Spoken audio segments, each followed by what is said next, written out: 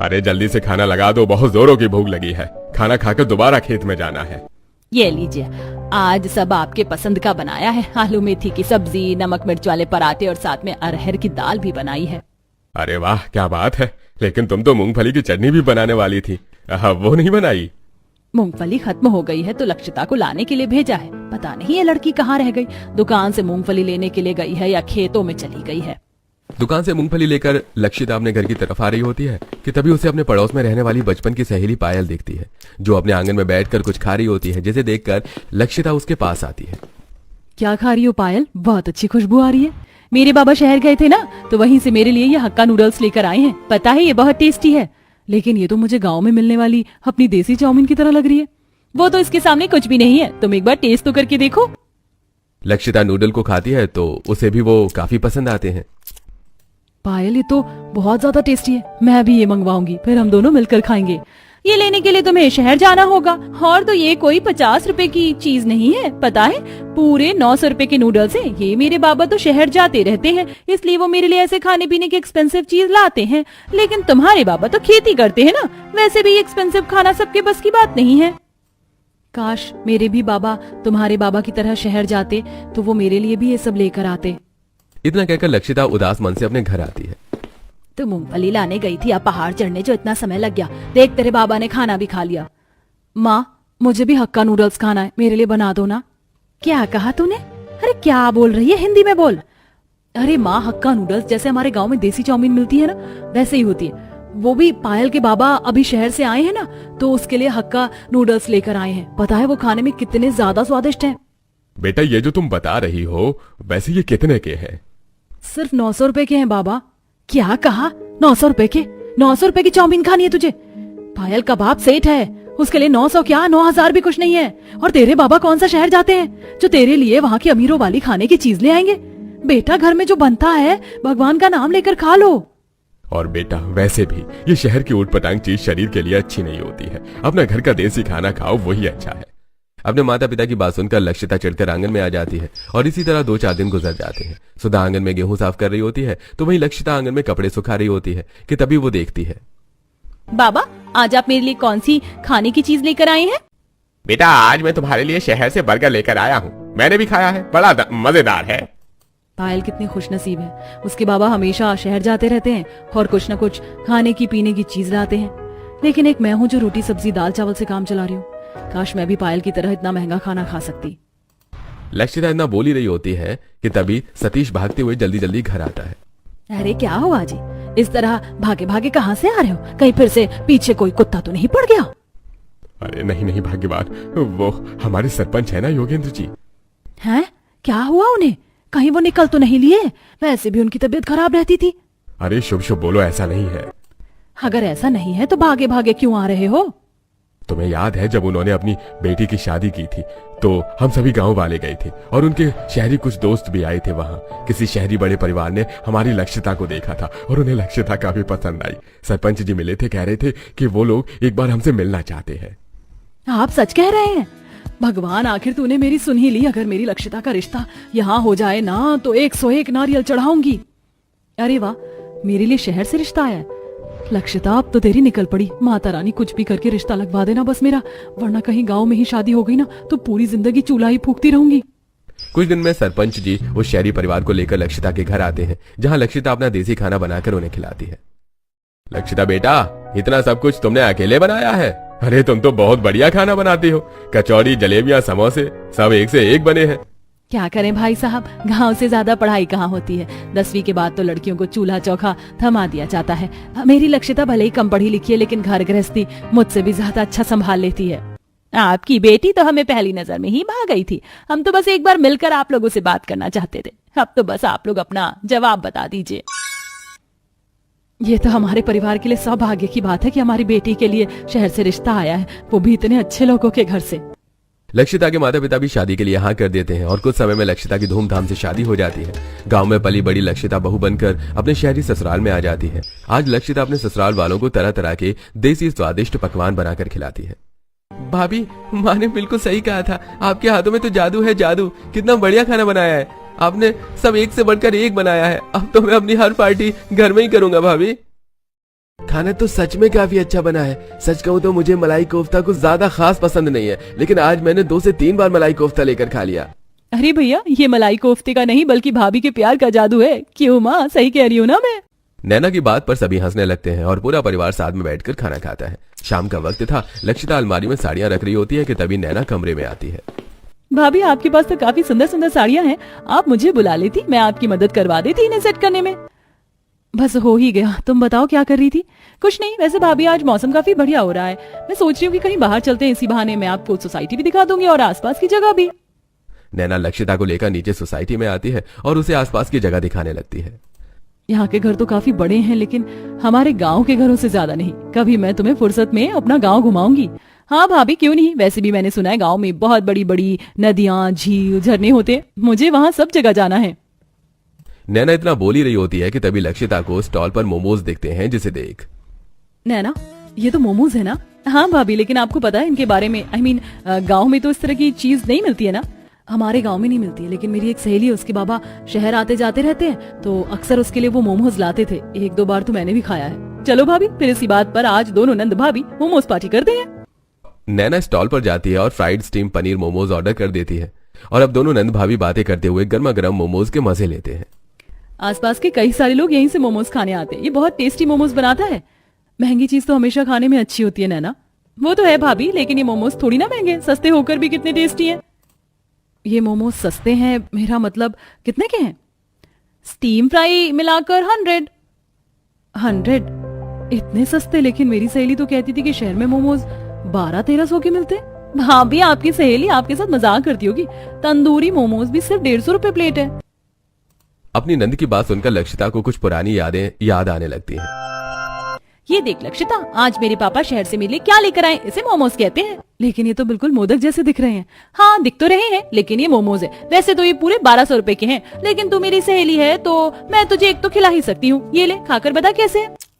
ये तो बहुत ज्यादा अच्छा है, मुंह में जाते ही घुल गया। और इसकी चटनी भी कितनी तीखी तीखी है। एक्सपेंसिव खाने की तो बात ही अलग होती है। काश तो भी मेरी तरह इस तरह का एक्सपेंसिव खाना खा सकती। पायल की बातों को याद करते हुए लक्षिता अपनी नंद के साथ मोमोज खाती है और घर आ जाती है। ऐसे ही कुछ दिन गुजर जाते हैं। माँ जी, आज तो संडे है, सब घर में है, तो नाश्ते में कुछ स्पेशल बना देती हूँ। सोच रही हूँ ढोकला, पोहा और पनीर के पराठे बना लूं। संडे के दिन नाश्ता हम लोग नहीं बल्कि घर के आदमी बनाते हैं। सुबह से तुम्हारे ससुर, देवर और पति किचन में घुसे हुए हैं। माँ जी, यहाँ पर आदमी भी खाना बनाते हैं, पर हमारे गाँव में तो ऐसा कुछ है ही नहीं। वहाँ तो सिर्फ औरतें ही चूल्हा चौका संभालती हैं। बहू, हर किसी की सोच एक जैसी नहीं होती। अब तुम सब हफ्ते के 6 दिन हमारा कितना ख्याल रखती हो, खाना बनाती हो, घर के काम करती हो। अगर छुट्टी वाले दिन हम लोग तुम्हारी थोड़ी मदद कर देंगे तो कोई बुराई थोड़ी ना है। लक्षिता, खाना सिर्फ तुम ही नहीं बल्कि हम लोग भी अच्छा बनाते हैं। आप सब लोग बस बैठिए, हम खाना लेकर आते हैं। अखिलेश, अनुराग और मोहित देखते ही देखते पूरी डाइनिंग टेबल को corn, chaat, chilli potato, spring roll, crispy onion ring, noodles और गार्लिक ब्रेड जैसी स्वादिष्ट पकवानों से भर देते हैं, जिसे देख इसमें तो ऐसी कई सारी चीजें जिसे पायल ने खा रखा है। इसका मतलब ये सब बनाने में तो इन लोगों के काफी सारे पैसे लग गए होंगे। पापा जी, आपको इतने पैसे खर्च कर इतना सब कुछ बनाने की क्या जरूरत थी? इसमें खर्च की क्या बात है बहू, और इन सबको बनाने में ज्यादा पैसे थोड़ी ना लगे। अरे आधा सामान तो हमारी रसोई में पहले से ही मौजूद होता है। मुश्किल से 200-300 रुपए लगे होंगे। क्या कहा? 200-300?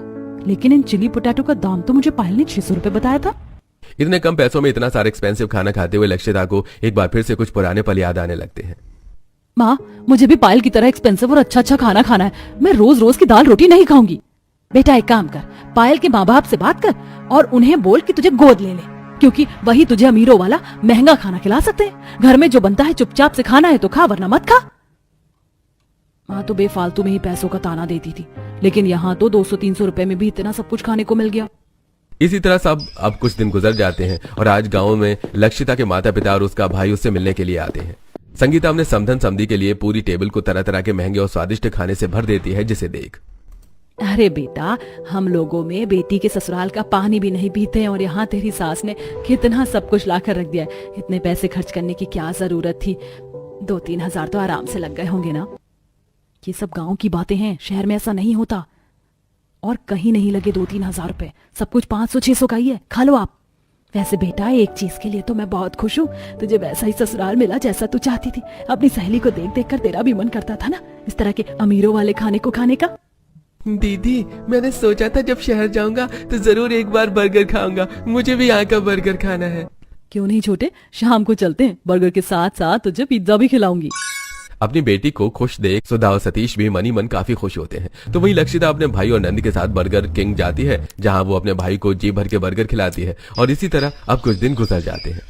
अरे लक्षिता, तुम तैयार नहीं हुई? लेकिन क्यों, हमें कहीं जाना है क्या? एक नंबर की बुलाकर हो तुम। मैंने कहा था ना आज हमें बाहर जाना है शाम में। चलो जल्दी से तैयार हो जाओ। काफी टाइम बाद अनुराग लक्षिता को आज काफी सारी जगह पर घुमाने ले जाता है। कभी वो लोग मूवी देखते हैं तो कभी साइंटिफिक म्यूजियम। ऐसा लग रहा है किसी जादुई नगरी में आ गई हूँ। यहाँ कितनी अनोखी अनोखी चीज हैं। आज तुमने सिर्फ एक दो जगह ही देखी है, तुम देखना नेक्स्ट टाइम मैं तुम्हें इससे भी अच्छी जगह लेकर जाऊंगा। काफी घूमने फिरने के बाद अब अनुराग लक्षिता को लेकर KFC आ जाता है, जहाँ दोनों आराम से बर्गर एंजॉय करते हैं। लक्षिता, लगता है तुम्हें रेड सॉस के साथ ये चिकन नगेट्स और बर्गर कुछ ज्यादा ही पसंद आ गया। मेरी सॉस भी तुमने खत्म कर दी। क्या करूं अनुराग, ये सब बहुत टेस्टी है। आपने सिर्फ 600 रुपए में इतना सब कुछ खाने का ले लिया, वरना मुझे तो लगा था कि ये काफी एक्सपेंसिव खाना होगा। कभी घर में कभी बाहर से ऑर्डर करके तो कभी अपने ससुराल वालों के साथ बाहर जाकर लक्षिता एक्सपेंसिव खाने को काफी एंजॉय करती है। इसी तरह अब कुछ दिन गुजर जाते हैं।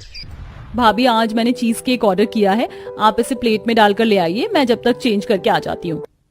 लक्षिता प्लेट में चीज केक रखकर बाहर डाइनिंग टेबल की तरफ लाई रही होती है कि तभी गलती से लक्षिता से केक की प्लेट छूटकर नीचे गिर जाती है और सारा केक जमीन पर बिखर जाता है। तभी नैना भी आ जाती है। नैना, मुझे माफ कर देना, मैंने तुम्हारा इतना महंगा केक खराब कर दिया। अरे भाभी, माफी मांगने की क्या जरूरत है, सिर्फ केक ही तो गिरा है और ये इतना भी महंगा नहीं था, सिर्फ 700 रुपए का था। मैं दूसरा ऑर्डर कर लेती हूँ। महंगे केक का नुकसान करने के बावजूद भी नैना लक्षिता से कुछ नहीं कहती। तो वहीं लक्षिता को एक बार फिर पुराने पल याद आने लगते हैं। पायल, मैंने जानबूझकर पेस्ट्री नहीं गिराई और जितना मुझे पता ये सिर्फ 30 या 40 रुपए की होगी। तुम कहो तो मैं तुम्हें इसके पैसे दे देती हूँ। एक पेस्ट्री का टुकड़ा पूरे 300 रुपए का था। ये कोई ऐसी वैसी पेस्ट्री नहीं है, मेरे पापा शहर से लेकर आए थे। ये एक्सपेंसिव है, तुम्हें एक्सपेंसिव का मतलब भी पता है? समय बीतने के साथ साथ अब एक्सपेंसिव खाना खाने के साथ साथ लक्षिता खुद भी तरह तरह की एक्सपेंसिव खाने घर में ही बनाने लगी थी। फाइनली आज मैंने बिना जलाए ओवन में पिज्जा बना ही लिया। काफी सारी चीज बनानी सीख ली है मैंने, अब तो सबको मैं ही बनाकर खिलाऊंगी। यूं ही कुछ समय गुजरता है और अब लक्षिता कुछ दिनों के लिए अपने गांव मायके आती है। कितने समय के बाद हमारी लक्षिता घर आई है। हाँ, सब कुछ हमारी बेटी की पसंद का ही बनना चाहिए। सोच रही हूँ कि मनपसंद मटर पनीर की सब्जी, पूरी और पुलाव बना लेती हूँ और साथ में खीर भी। माँ, आज आप आराम करिए, खाना मैं बना लूंगी। मैं सोच कर आई हूँ कि आज मैं आप सभी को अपने हाथ का Manchurian, chilli potato, noodles, garlic bread और हाँ, कुकर में केक भी बनाकर खिलाऊंगी। लेकिन दीदी, ये सब तो बहुत महंगा खाना होता है, इन्हें बनाने के लिए तो काफी पैसे लगेंगे ना? अरे नहीं छोटू, इन सब को बनाने का लगभग सारा सामान हमारे घर में ही है और जो थोड़ा बहुत मुझे जरूरत का लगा मैं लेकर आ गई हूँ। देखते देखते लक्षिता घर में रखी हुई सारी चीजों का इस्तेमाल कर तरह तरह के टेस्टी डिशेस बनाती है, जिसे देख उसके माता पिता काफी हैरान होते हैं। और जब सारा खाना बनने के बाद लक्षिता के मायके वाले उसे चखते हैं तो, अरे बेटा, तो इसी महंगे खाने को खाने के लिए हमसे कितना बोलती थी, लेकिन ये तो घर के सामानों से ही कितनी आसानी से बन गया और ज्यादा मेहनत भी नहीं लगी। मुझे तो लगता था कि ये सारा खाना 1000-2000 में बनेगा, लेकिन मेरी बेटी ने तो इतने कम पैसों में इतना सब कुछ बना लिया। लेकिन तेरी वो सहेली पायल तो इनके काफी ज्यादा दाम बताती थी ना। अरे माँ, पायल से याद आया, मैं तो जब से आई हूँ उससे मिली ही नहीं। उससे मिलकर आती हूँ और साथ में उसे भी ले आऊंगी। मैंने इतना सब कुछ बनाया है, उसे भी खिलाऊंगी। लक्षिता अब जल्दी से अपनी सहेली पायल के पास जाती है, जहाँ हमेशा की तरह आज भी पायल अपने आंगन में बैठे बैठे लजानिया खा रही होती है। पायल जैसे ही लक्षिता को देखती है, अरे लक्षिता, तू बड़े दिनों बाद आई है। शहर जाकर तो तू मुझे भूल ही गई, और भूलेगी भी कैसे नहीं, वो शहर जो है। अरे नहीं यार, तुझे भी भला मैं कभी भूल सकती हूँ क्या? लगता है आज भी काका तेरे लिए शहर से कुछ स्पेशल लेकर आए। हाँ, इसे लजानिया बोलते हैं। तू भले ही शहर में है, लेकिन मुझे नहीं लगता कि तूने इसे खाया होगा। पता है, ये पूरे 2000 की डिश है। अच्छा, ये इतनी महंगी है? वैसे मैंने घर पर कुछ बनाया है, सोचा तुझे भी खिला दूं। चलना मेरे साथ। वैसे इतनी महंगी डिश के सामने तेरा बनाया हुआ देसी खाना कुछ खास तो होगा नहीं, पर फिर भी तूने इतने प्यार से बनाया तो खा लूंगी। लक्षिता पायल को अपने घर लेकर आती है, जहाँ पायल देखती है कि बड़े से मैट पर तरह तरह की वही डिशेस हैं जो वो लक्षिता को महंगे दाम बताकर खाती थी। अरे लक्षिता, तूने तो मुझसे कहा था कि तूने अपने हाथों से कुछ बनाया है, लेकिन ये सब तो बाहर से लाया हुआ है। जरूर तेरे पति ने तुझे पैसे दिए होंगे, वरना इतना सब कुछ महंगी चीज तू कैसे खरीद पाती। ये मैंने खरीदी नहीं है, बल्कि घर में बनाई है, और इसमें मेरे कुछ खास ज्यादा पैसे भी खर्च नहीं हुए हैं। मुश्किल से 400 से 500 रुपए लगे होंगे। क्या कहा तूने? 400 से 500? मजाक मत कर, इतनी सस्ती थोड़ी ना चीज होती है ये सब। एक्सपेंसिव खाना है। एक्सपेंसिव का मतलब तो तुझे पता ही है ना। पायल, मुझे अच्छे से एक्सपेंसिव का मतलब पता है। तू हमेशा मुझसे झूठ बोलती रही। तेरे बाबा 100 रुपए की चीज लाते थे और तू मुझे 1000 रुपए बताती थी। ये सब तो तू मुझे नीचा दिखाने के लिए करती थी ना, क्योंकि हम पैसों के मामले में तेरे जितने अमीर नहीं है। मुझे नहीं पता था कि तू भी और अमीर घमंडी लोगों में से एक ही है। मैं तो तुझे हमेशा से अपना अच्छा दोस्त मानती थी। तेरी इन्हीं हरकतों की वजह से मैं बार बार आकर माँ बाबा को एक्सपेंसिव खाने के लिए परेशान करती थी। लेकिन शादी के बाद मुझे सब पता चल गया कि क्या एक्सपेंसिव है और क्या नहीं। अरे दोस्तों, में तो एक दूसरे का भरोसा जीता जाता है, लेकिन बेटा तुमने तो मेरी बेटी का भरोसा ही तोड़ दिया। वैसे ये कोई इतनी बड़ी बात भी नहीं है, लेकिन झूठ बोलकर नीचा दिखाना तो सही नहीं है ना। ये सब सुनकर पायल को काफी शर्मिंदगी महसूस होती है और वहां से चली जाती है। इसी के साथ लक्षिता को अब ये बात समझ में अच्छे से आ चुकी थी कि जरूरी नहीं है कि हमेशा टेस्टी और अच्छा दिखने वाला खाना एक्सपेंसिव ही हो। कम पैसों और घर की चीजों का इस्तेमाल करके भी हम एक्सपेंसिव खाने को घर में ही बनाकर खा सकते हैं।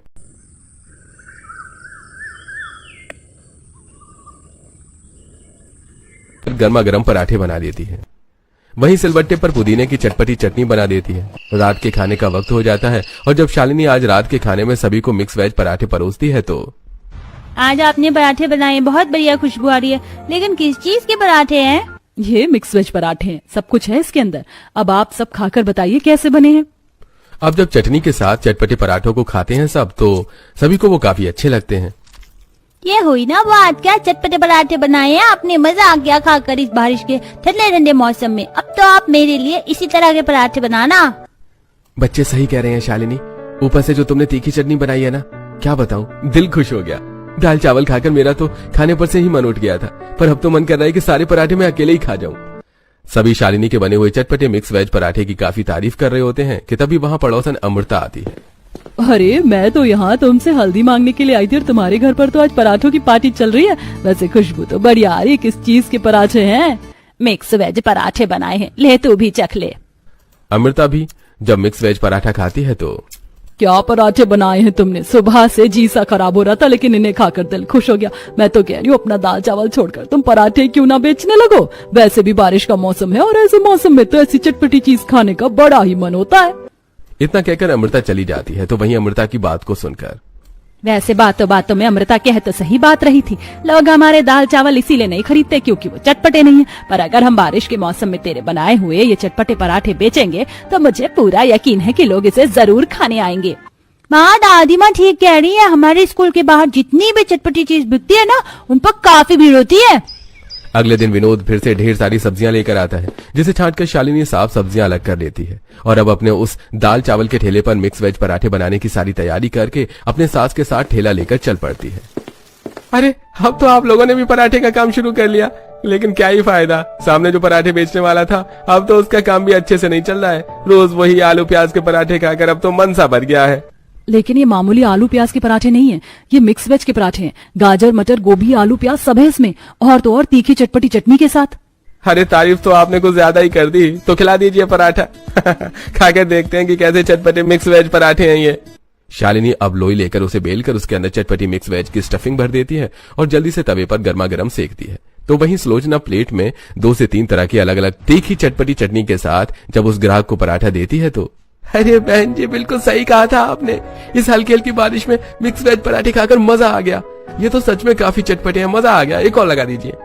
उस कस्टमर को इतना तारीफ करता देख आसपास के कुछ और लोग पराठे खाने के लिए आते हैं और जब वो लोग भी इस बारिश के मौसम में गर्मा गर्म मिक्स वेज चटपटे पराठे खाते हैं तो अरे भाई, मैंने तो आज सिर्फ आलू प्याज के पराठे ही खाए थे।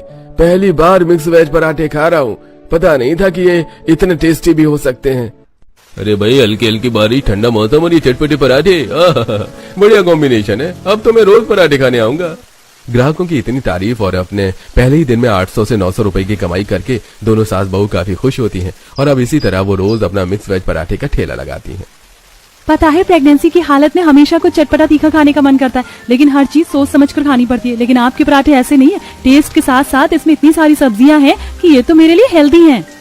पर आप ज्यादा तीखी चटनी मत खाइए, ये वाली चटनी ट्राई करिए। ज्यादा तीखी तो नहीं है लेकिन टेस्टी है। कोई ग्राहक ठेले पर तो कोई ग्राहक गर्मा गर्म पराठे लेकर सामने पार्क में बैठकर खाता, जिसे देख और भी कई सारे लोग दोनों सास बहू के ठेले पर इस बारिश के मौसम में पराठे खाने आते। तो वहीं कई सारे लोग पैक करवा कर अपने घर भी ले आते हैं। जब से शरीर ने बुढ़ापे की सीढ़ी पर कदम रखा है तब से कुछ खाने में अच्छा ही नहीं लगता था, लेकिन ये पराठे बेटा कहाँ से लाया है? ऐसे चटपटे पराठे खाकर तो मजा आ गया। अरे माँ, पास ही में एक सास बहू मिक्स वेज पराठे बेचती है, बड़े ही मजेदार होते हैं। आपसे जब भी आपका मन करे तो बताना, ले आया करूंगा मैं। धीरे धीरे दोनों सास बहू के मिक्स वेज पराठे आसपास की जगह पर काफी फेमस होने लगे थे। तो वहीं विनोद भी अब आए दिन सब्जी लेकर आता था। ये लो, आज तो ज्यादातर इसमें साफ सब्जी है। और ये क्या, तुम अकेले ही सिलबट्टे पर सारी चटनी पीस रही हो? एक काम करो, तुम सब्जी साफ कर लो, मैं चटनी पीस देता हूँ। जहाँ विनोद अपनी बीवी की मदद करते हुए सिलबट्टे पर चटनियां पीसता है, तो वहीं मेघा भी अपनी भाभी की मदद करते हुए सब्जियां साफ करती है। और ऐसे ही कुछ दिन गुजर जाते हैं। बहू, पहले तो तू सभी सब्जियों को मिलाकर एक ही भरवा बनाती थी, लेकिन अब तो तू अलग अलग भरवा बना रही है।